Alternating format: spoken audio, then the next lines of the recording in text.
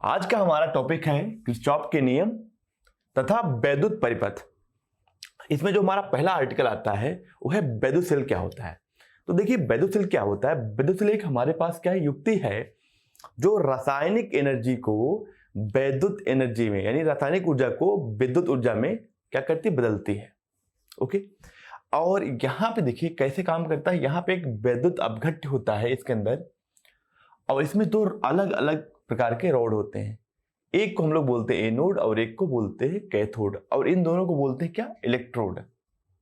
चलिए आगे बढ़ते हैं। हम वैद्युत सेल का जो प्रतीक है वो ऐसे है। यहाँ पे देखिए वैद्युत सेल को यहाँ पे इस तरीके से बनाते हैं। ये हमारा ज्यादा विभव वाला है और ये हमारा कम विभव वाला है। अब बात करते हैं वैद्युत सेलों के प्रकार। कितने टाइप के हमारे पास वैद्युत सेल होते हैं।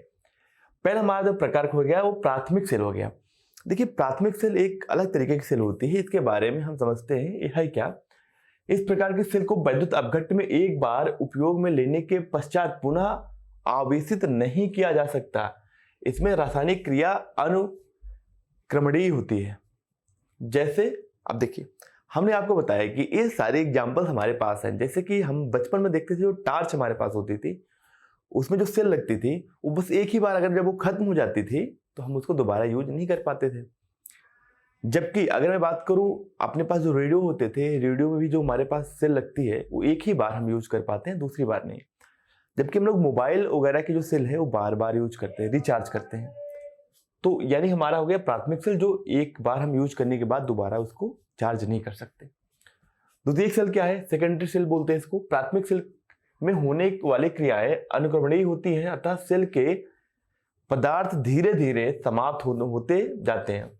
इसके अलावा भी एक प्रकार के सेल होते हैं जिसे देखिए यहाँ पे सेकेंड वर्ड क्या है हमारा, उत्क्रमणीय क्रियाएं उसके अंदर होती हैं।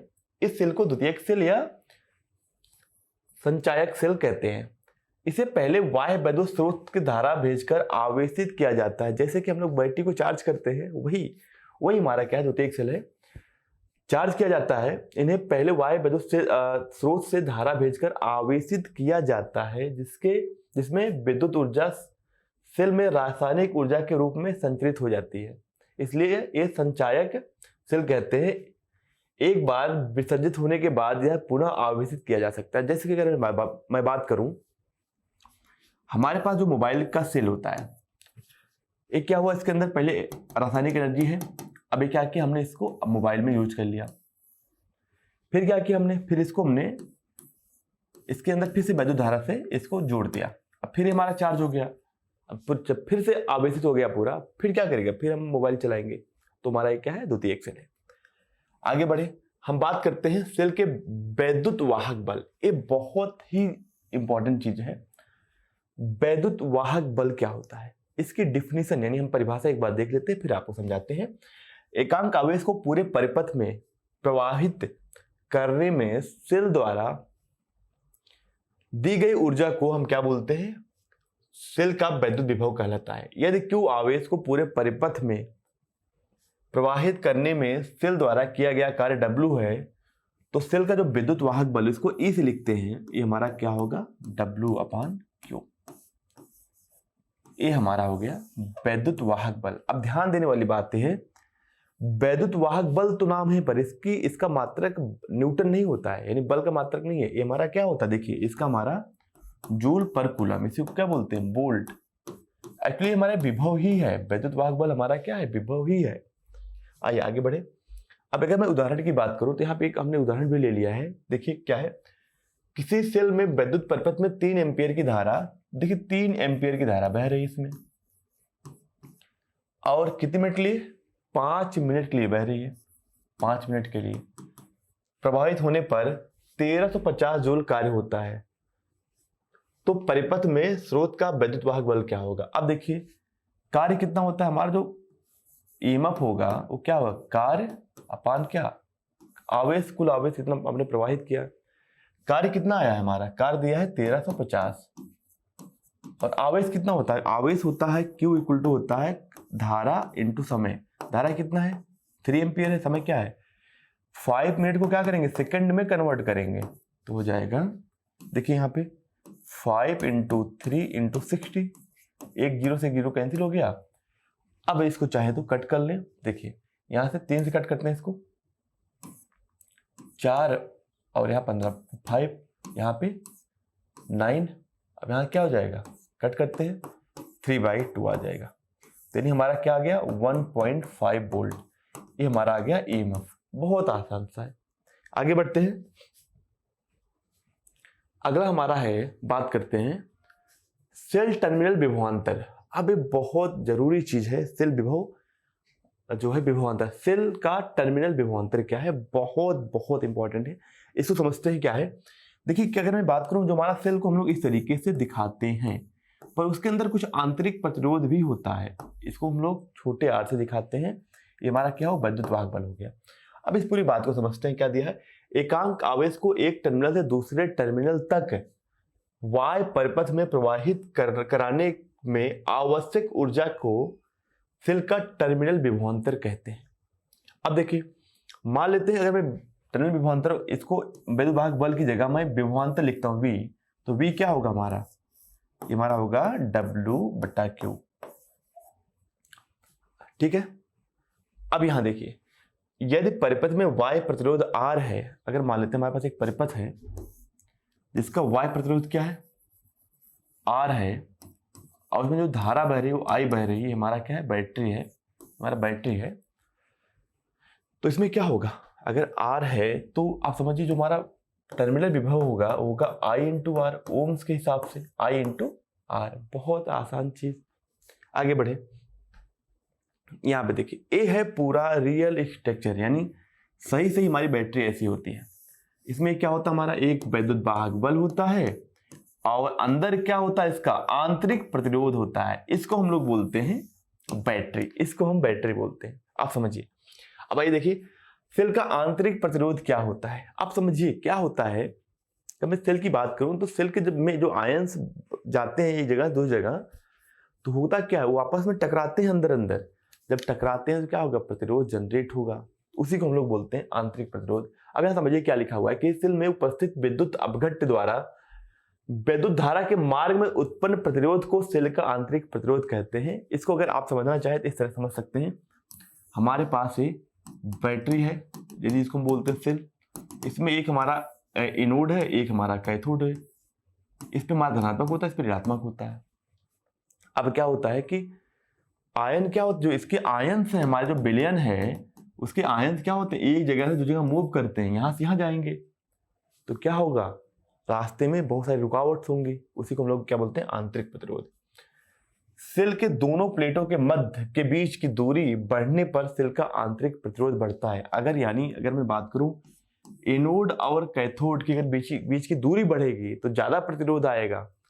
दूसरा क्या है हमारा बिंदु, विद्युत अपघट्य की सांद्रता बढ़ाने पर सेल का आंतरिक प्रतिरोध बढ़ेगा। सिंपल सी बात है, क्योंकि अगर सांद्रता बढ़ाने का मतलब है किसी रोड पे अगर 20 गाड़ियां चल रही हैं तो कम प्रतिरोध है, अगर 40 हो जाएंगे तो क्या होगा, ज्यादा प्रतिरोध हो जाएगा। सांद्रता का मतलब हो गया कि इसमें आयंस जो आएंगे वो बहुत बढ़ जाएंगे। आगे बढ़े, बात करते हैं, माना कि सेल की विद्युत वाहक बल E है तथा आंतरिक प्रतिरोध क्या है, E।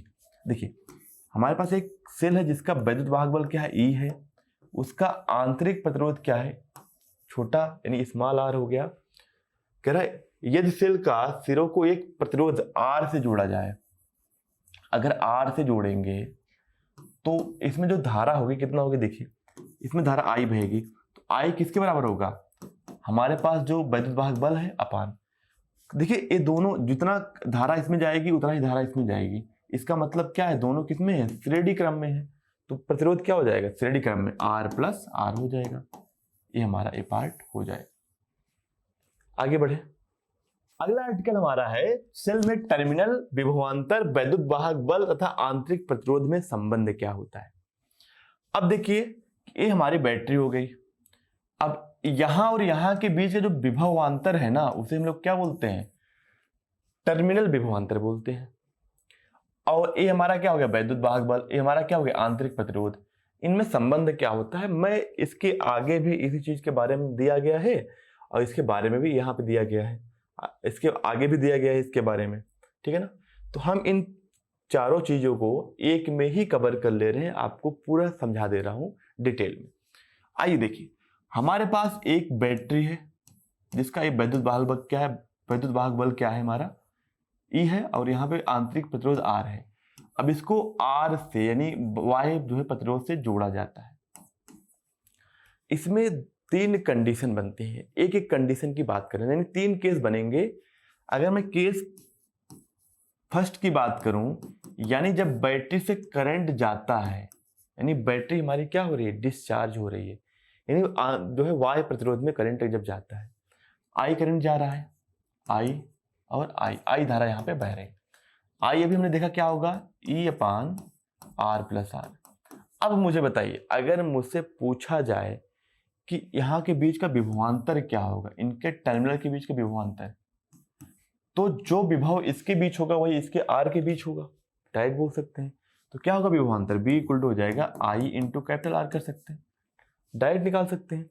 या इसको ऐसे लिख सकते हैं, अगर यहाँ से यहाँ के बीच में किरचॉफ लगाऊं तो क्या लिखूंगा, करंट इसमें आई जा रहा है, धारा इसमें आई जा रही है, तो क्या लिखूंगा, -IR प्लस EMF, क्योंकि यहाँ हमारा क्या पोटेंशियल बढ़ रहा है, नहीं हमारा विभवांतर बढ़ रहा है, विभव बढ़ रहा है, इक्वल टू क्या होगा हमारा यहाँ का, चलिए मैं इसको बोलता हूँ V1 माइनस यहाँ का विभव, और यहाँ क्या मानता हूँ V2 मान लेता हूँ विभव, तो V2। तो अब देखिए V2 माइनस V1 क्या होगा, यही तुम्हारा क्या होगा, विभवांतर होगा बैटरी के बीच में, टर्मिनल्स के बीच का विभवांतर क्या हो गया, V2 माइनस V1, यही क्या हो गया हमारा E-IR।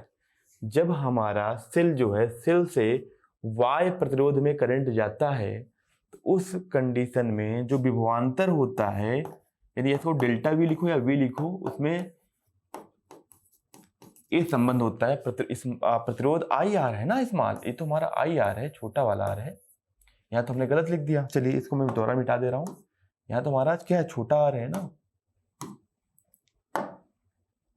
IR, ये हमारा संबंध हो गया वैद्युत वाहक बल, विभवांतर और प्रतिरोध के बीच में। दूसरी जो कंडीशन होती है, मैं यही पे बना दे रहा हूं दूसरी कंडीशन भी, चलिए यहां भी मैं दूसरी कंडीशन बना दे रहा हूं, सारी चीजों को मैं समझा दे रहा हूं जो हमारे आगे के 3 पेज तक है। दूसरी कंडीशन हमारी क्या है, ये हमारा वैद्युत वाहक बल हो गया, ये आंतरिक प्रतिरोध हो गया। अब क्या हो रहा है यहाँ पे, ये तो हमारा क्या हो गया, यही हमारा V1 है, हमारा क्या है V2 है। जब हमारा जो है बैटरी अनावेशित हो जाती है, यानी इसको आवेशित करना हो, चार्ज करना हो, तो क्या करते हैं, बाहर से करंट इसमें डालते हैं। तो अब इसमें क्या होगा, इसका जो विभवांतर होगा, यानी टर्मिनल विभवांतर क्या होगा, यहाँ का विभवांतर क्या है, यहाँ से यहाँ किरचॉफ यूज करते हैं, तो क्या लिखेंगे V2। अब देखिए हायर टू लोअर, यानी ज्यादा से कम में जा रहे हैं, तो क्या लिखेंगे, माइनस वैद्युत वाहक बल, करंट इधर जा रहा है, तो -IR इक्वल टू क्या होगा, V1। तो यहां देखिए V2 माइनस V1 जो होगा E+IR।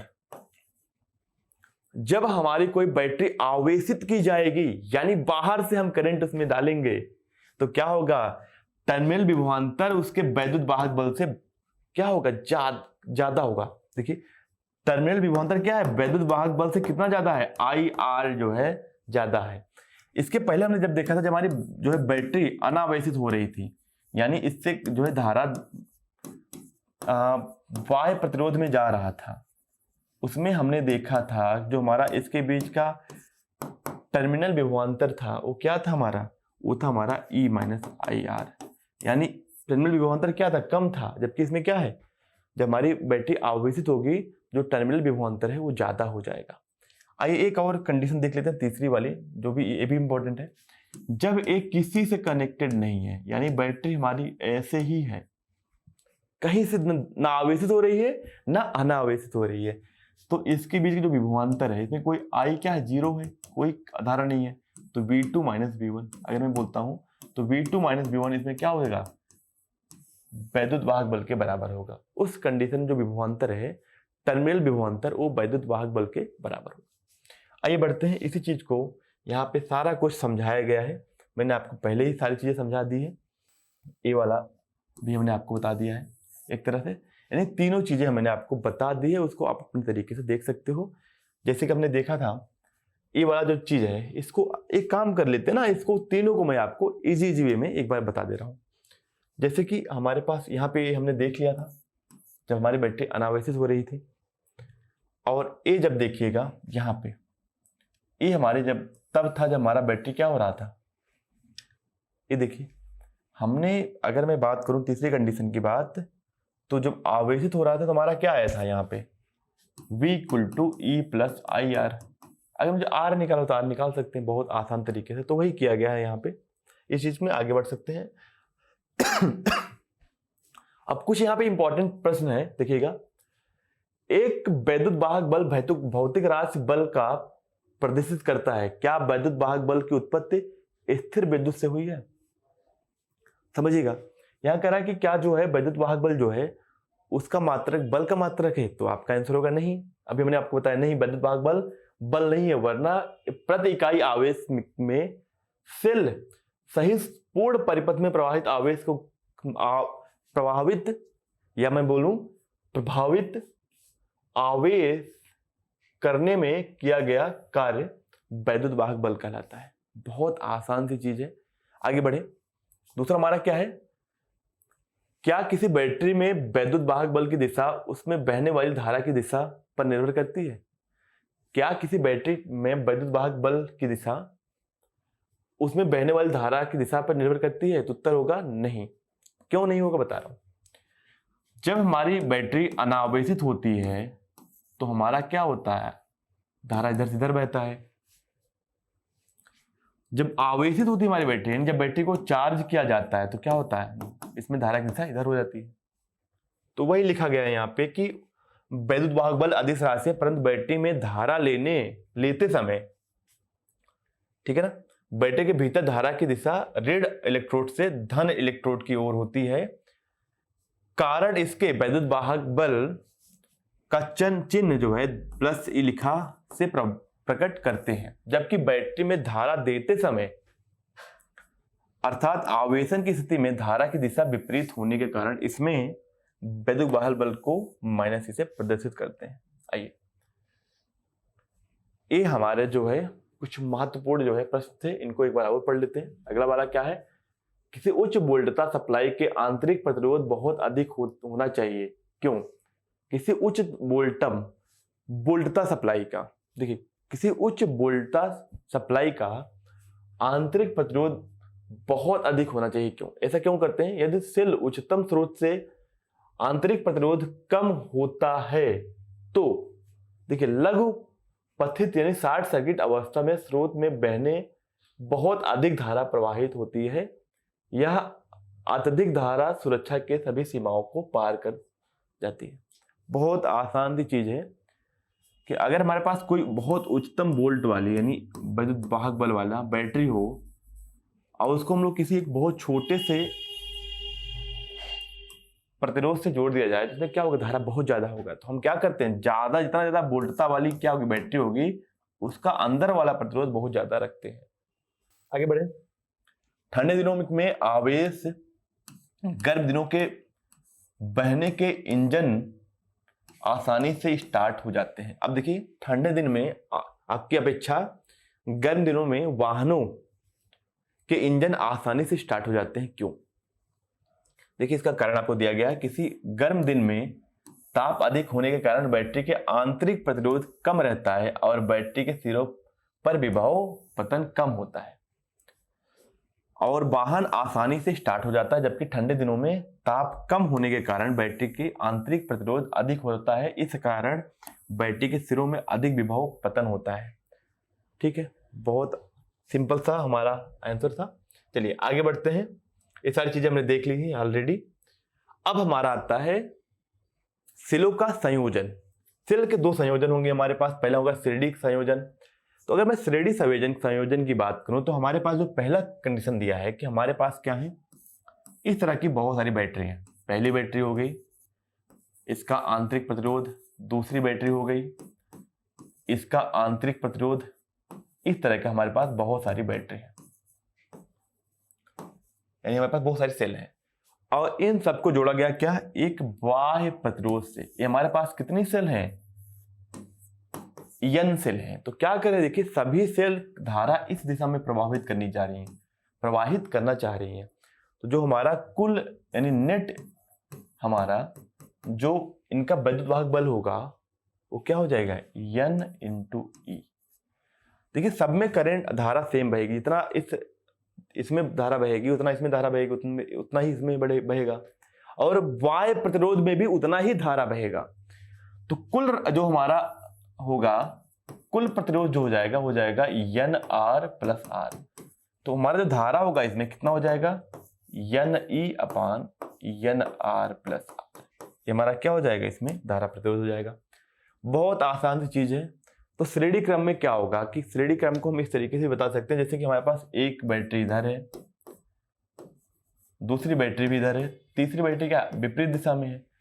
ये भी ईएमएफ इसका यानी विद्युत वाहक बल ई है, प्रतिरोध क्या आर है, बल ई है और प्रतिरोध क्या आर है। तो क्या करेंगे, दो इसको इधर करंट बहाना चाह रहे हैं और एक उधर, तो क्या करेंगे 2E माइनस ई। ये हमारा क्या हो जाएगा, ये हमारा कुल विद्युत वाहक बल हो जाएगा। इस कंडीशन की बात कर रहा हूं मैं। चलिए आगे बढ़े। यहां पे कुछ स्थिति के बारे में बात किया गया है, उसको भी देख लेते हैं। देखिए यहां पे पहला मार दिया है, जब आर बहुत ज्यादा हो यानी वाय प्रतिरोध बहुत ज्यादा हो अंदर के कुल प्रतिरोध से, तो क्या हो जाएगा, हमारा जो धारा हो जाएगी आई इक्वल टू क्या भी आया था, हमारा आया था N E upon N R plus R आया था। अगर आर हमारा बहुत ज्यादा हो जाए इससे, तो क्या लिखेंगे, धारा लिख सकते हैं ना, क्या एन ई अपान डायरेक्ट लिख दें क्या आर, ऐसे भी लिखा जा सकता है, वही सेम चीज। यानी एन क्या होगा, एक सेल में के कारण धारा, यानी इसको लिख सकते हैं ना आई इक्वल टू एन और ई बाई आर, यानी एक सेल की वजह से कितना धारा बहेगी उसके बराबर हो जाएगा। ये हमारी पहली स्थिति के बारे में बात हो गई है। अब इससे कंक्लूजन क्या निकलता है एक बार देख लेते हैं। इससे स्पष्ट होता है कि परिपथ में धारा श्रेणी क्रम में जोड़े गए सेलों द्वारा दी गई धाराओं का योग के बराबर होता है। देखिए एक सेल से इतना धारा बह रही है, कुल से एन बहेगा, तो वही हमारा कंक्लूजन भी आ गया। अब देखिए दूसरा केस क्या है, अगर वाय प्रतिरोध क्या हो, बहुत कम हो, किससे, अंदर के कुल प्रतिरोध से, तो जो हमारा धारा आ जाएगा वो क्या आया था, हमारा ई बटा एन आर प्लस आर आया था। तो अगर हमारा आर यानी बाह्य प्रतिरोध बहुत छोटा हो तो क्या होगा, तो हमारा हो जाएगा ई बटा एन आर। तो यानी ये हमारा आ जाएगा उस कंडीशन में आंसर। तो हम इसको ऐसे भी लिख सकते हैं ना, आई इक्वल टू लिख सकते हैं, सॉरी एन टोटल क्या था, एन ई था ना, तो यहाँ पे एन तो आएगा ना, एन से एन कैसे होगा, क्या हो गया ई बाई आर, ये हमारा आएगा कुल धारा। तो क्या हो गया हमारा, देखिए वही सारी चीज लिखा गया है। इसका अर्थ यह है कि अधिक आंतरिक प्रतिरोध वाले सेलों का जो श्रेणी क्रम में जोड़ने पर कोई लाभ नहीं होता है। अगर प्रतिरोध बहुत ज्यादा होगा तो श्रेणी क्रम पे जोड़ने से कोई लाभ नहीं होगा, क्योंकि धारा बहुत कम हो जाएगी। चलिए आगे बढ़ते हैं। ये हमारा है कि समांतर क्रम संयोजन। समांतर क्रम का संयोजन के बारे में बात किया गया है। तो सारी बैटरी क्या है, सब समांतर क्रम में जोड़ी गई हैं, यानी सबके बीच का जो विभव होगा क्या होगा, बराबर होगा। तो अगर एक बैटरी का विद्युत वाहक बल ई है, अगर सबका ई है तो इसको क्या करेंगे, इसका कुल जो विद्युत वाहक बल होगा वो एक बैटरी के बराबर होगा, क्योंकि इनके बीच का क्या है, विद्युत वाहक बल, यानी इनके बीच का विभवांतर क्या है, सबके बीच का क्या बराबर है। पर आंतरिक प्रतिरोध क्या है, ये सब समांतर में जुड़े गए हैं ना, क्या होगा, आंतरिक प्रतिरोध हो जाएगा। अगर मैं कुल बैटरी की बात करूं तो हो जाएगा 1/r कुल इक्वल टू होगा 1/r प्लस 1/r जितने भी होंगे। अगर n टाइम है, मानते हैं n है, तो क्या हो जाएगा 1/r इक्विवेलेंट हो जाएगा n बाई आर, यानी r इक्विवेलेंट क्या हो जाएगा हमारा r बाई n हो जाएगा r बाई n। अगर हमारे पास n सेल है तो, और यहां देखिए एक बात और, इसको हमने क्या किया, एक बाह्य प्रतिरोध से जोड़ दिया है, बाह्य प्रतिरोध से जोड़ दिया है। इसमें जो धारा आएगी आई कितना आ जाएगी, ई बटा, अब ये दोनों क्या हो गए, अब ये दोनों प्रतिरोध क्या हो गए, सीरीज में हो गए, यानी समांतर में हो गए, सॉरी श्रेणी क्रम में हो गए। तो क्या करेंगे हम, आर बटा एन प्लस आर, ये हमारा क्या हो जाएगी, इसमें धारा आ जाएगी।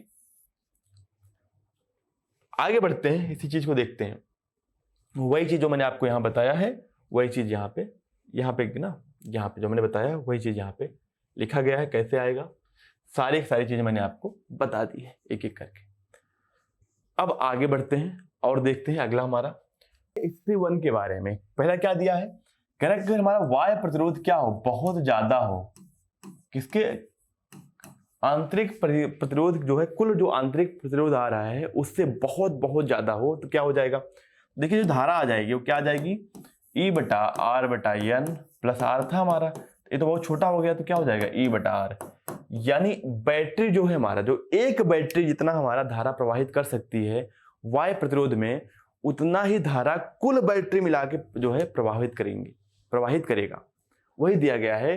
अर्थात सेल के आंतरिक प्रतिरोध कम होने पर उन्हें समांतर क्रम में जोड़ने से कोई लाभ प्राप्त नहीं होता है, क्योंकि धारा उतनी ही प्रवाहित होती है जितनी एक सेल से हो। आगे बढ़े, यदि बात करते हैं, यदि R जो है बहुत छोटा हो, किससे, R बटा एन छोटा हो, देखिए मैं बात करता हूं छोटा माने बहुत छोटा हो, ठीक है ना, तो क्या होगा, जो हमारा धारा आ जाएगी वो आ जाएगी E बटा आर बटा एन प्लस किससे, R से, तो बहुत छोटा है तो क्या हो जाएगा, एन ई बटा आर, यानी बहुत ज्यादा, सॉरी एन ई बटा आर आ जाएगा हमारा, यानी बहुत ही ज्यादा हमारा क्या होगा, धारा आ जाएगी। यानी अर्थात अगर मैं बात करूं वाय प्रतिरोध आंतरिक प्रतिरोध की तुलना में बहुत कम हो तो R बटा एन की तुलना में R को नगण्य माना जा सकता है, अर्थात R बराबर 0 हो जाएगा, यहाँ पे ऐसी धारा बहेगी। आगे बढ़ते हैं, अब बात करते हैं तीसरी स्थिति में, यदि समांतर श्रेणी क्रम में जुड़े सेलों के वैद्युत वाहक बल तथा आंतरिक प्रतिरोध भिन्न भिन्न हो तो क्या होगा। अब देखिए यहाँ पे बात अलग है, जैसे मैं बात करूँ तो एक हमारा पहली जो हमारा वैद्युत वाहक बल है वो E1 है, इसका जो है आंतरिक प्रतिरोध क्या है, R1 है, दूसरे का क्या है E2 है और आंतरिक प्रतिरोध क्या है, R2 है। इस तरीके से सबके हैं, ठीक है ना, कहाँ तक है, N तक है। तो जो अब इनके जो है, इनका जो समांतर क्रम में है, तो इनका जो कुल वैद्युत वाहक बल होगा वो बराबर होगा, E नेट हो जाएगा पहली वाली बैटरी E1 बटा R1 प्लस E2 बटा R2 plus dot dot dot अपान क्या होगा, देखिएगा 1 by R1 plus 1 by R2 plus 1 by R3 plus dot dot dot, ये हमारा होगा कुल हमारा क्या होगा, वैद्युत वाहक बल। अगर मैं बात करूं इसमें धारा कितनी बहेगी, तो देखिए धारा की बात इसमें अलग हो जाएगी। धारा इसमें हो जाएगा, पहले तो हमने क्या, हमारे पास एन बैटरी हो गई, हमने तो क्या किया, एक वाय प्रतिरोध से जोड़ा है, उसमें जो धारा आएगी आई क्या होगा हमारा होगा कुल ईएमएफ अपान कुल जो है रेजिस्टेंस, यानी कुल प्रतिरोध होगा। तो कुल प्रतिरोध हो गया आर प्लस जो है आर नेट, यानी इन सब का जो कुल प्रतिरोध होगा वो, ये हमारा आ जाएगा धारा। आगे बढ़ते हैं, अब यहां दिया है कि मिश्रित संयोजन क्या होगा। अगर हमारे पास n सेल ऐसे हो और m पंक्ति ऐसे हो तो क्या करेंगे, अगर n सेल ऐसे हैं तो एक सेल का क्या होगा, एक सेल का हमारा हो जाएगा Ne। अगर सबका आंतरिक प्रतिरोध मान लेते हैं R है तो क्या होगा, एक का जो है कुल मिलाएंगे तो क्या होगा प्रतिरोध, NR आ जाएगा। ये तो हमारा क्या हो गया, श्रेणी क्रम में हो गया। अब ऐसे कितने हैं, यम है समांतर क्रम में, कितने हैं यम, तो अगर ऐसे यम है तो क्या करेंगे, ये पूरा जो होगा हमारा वो एक सेल बन जाएगा। एक सेल कैसा होगा, ई तो क्या होगा, वही होगा Ne। बट ध्यान रखिए जो सबसे जरूरी चीज है, प्रतिरोध क्या हो जाएगा, देखिए NR एक का प्रतिरोध है, कितने हैं यम है, तो कुल प्रतिरोध क्या होगा, 1 बट्टा आर, कुल प्रतिरोध हो जाएगा 1 बट्टा NR प्लस 1 बट्टा NR plus dot dot dot, कितने टाइप्स, यम बार, कितनी बार, यम बार। तो क्या हो जाएगा हमारा जो आंतरिक कुल प्रतिरोध होगा, यहाँ पे ऊपर हो जाएगा यम अपान NR, तो कुल प्रतिरोध जो होगा अंदर का हो जाएगा NR बटा यम, यानी क्या हो जाएगा हमारा NR बटा यम, ये हमारा होगा कुल आंतरिक प्रतिरोध। यानी जो मिश्रित बैटरी है उसमें ये हमारा आ जाएगा कुल ईएमएफ और कुल आंतरिक प्रतिरोध। आगे बढ़े, वही सारी चीज दिया गया है जो मैंने आपको बताया अभी, ठीक है। अगर हम यहाँ पे कोई बाह्य प्रतिरोध जोड़ देंगे, यहाँ पे R, अगर मैं मान लेता हूँ यहाँ हमने क्या किया, एक बाह्य प्रतिरोध भी जोड़ दिया R, तो R जोड़ दिया तो कुल धारा क्या होगी, इसमें जो धारा निकलेगी I, तो I क्या होगा, देखिए I होगा हमारा कुल वैद्युत वाहक बल। अपान बटा में क्या, कुल प्रतिरोध क्या होगा, ये दोनों क्या हो जाएंगे, आप श्रेणी क्रम में हो जाएंगे, तो एन आर यानी एम आर ना, अच्छा एन आर बटा एम प्लस क्या हो जाएगा, आर हो जाएगा, इसमें क्या हो जाएगी, धारा हो जाएगी आई। तो मैंने सब कुछ निकाल के आपको बता दिया। आगे बढ़ते हैं, यही चीज दिया है जो मैंने आपको बताया। उसके बाद आता है किरचॉफ का नियम। किरचॉफ के दो नियम है। पहला नियम क्या हो गया हमारा, संध नियम अथवा धारा नियम। इसमें देखिए क्या है कि अगर यहां देखिए, यहां दिया है I4, इसमें क्या आवेश बह रहा है, इसमें आवेश बह रहा है I4, इसमें I3 बह रहा है, इसमें क्या बह रहा है, I2 बह रहा है, यहां पे I1 निकल रहा है, यहां पे I5 निकल रहा है, ठीक है ना। अब इन्होंने क्या बोला, इन्होंने ये बोला कि अगर धारा बह रहा है, यहाँ इधर आ रहा है, इसमें मतलब कुछ आवेश आ रहा होगा, Q1 आवेश आ रहा होगा पर सेकंड। इसमें अगर धारा I2 बढ़ रही है, यानी इसका मतलब क्या, यहाँ पे कितना आवेश आ रहा होगा, Q2 आवेश आ रहा होगा पर सेकंड। इसमें अगर I4 जा रहा है, यानी अगर धारा I4 जा रही है, इसका मतलब क्या होगा, Q4 आवेश इधर से इधर जा रहा होगा। अगर यहाँ I5 आ रही जा रहा है, इसका मतलब I5 जो है आवेश इधर जा रहा होगा।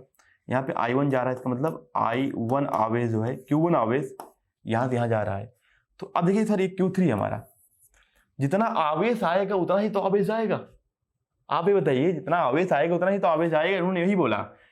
आवेश कौन कौन सा आ रहा है, एक Q3 आ रहा है, एक क्या आ रहा है, Q2 आ रहा है, और क्या आ रहा है, एक बस यही आ रहा है।